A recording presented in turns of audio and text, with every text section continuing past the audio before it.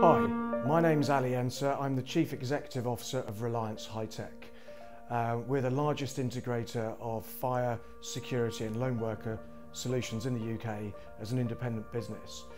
We've known SSR for, well, more than 20 years, and actually they're a good business partner of ours.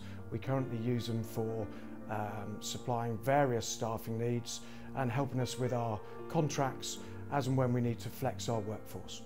What will security engineering roles look like in the future? The industry's really changed a lot over the last 10 years and even 20 years. In the past, we had a lot of engineers that were really well skilled at bolting things to the wall, particularly as analog products.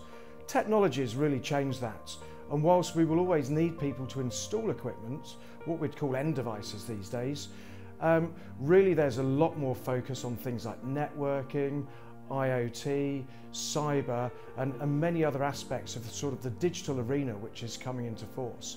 And so the shape and the skills of our engineering force is really changing, and it's a very exciting time for the industry. So how is IoT going to impact the security world? As I said earlier, if we go back a few years, we were really protecting the inside of a building, physical assets.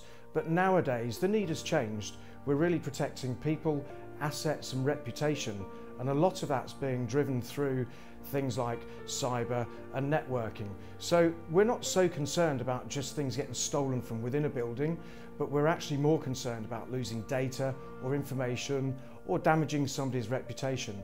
And with IoT, there are so many different devices now being connected into a system that actually there's a really grey line between where does security finish and where do other services start. And so typically today we would be looking at a multitude of end devices, not just security sensors, whether it's a camera or access control, but how do they fit into connected buildings? How do they fit into connected cities? And how do they all integrate together?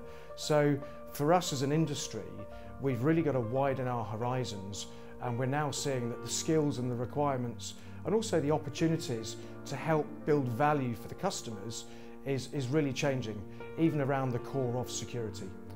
So are there any really big changes or things that we really care about? I mean, within our organisation, we see that there's this paradigm shift in the industry. And so we're really focused on developing that next generation and bringing them through.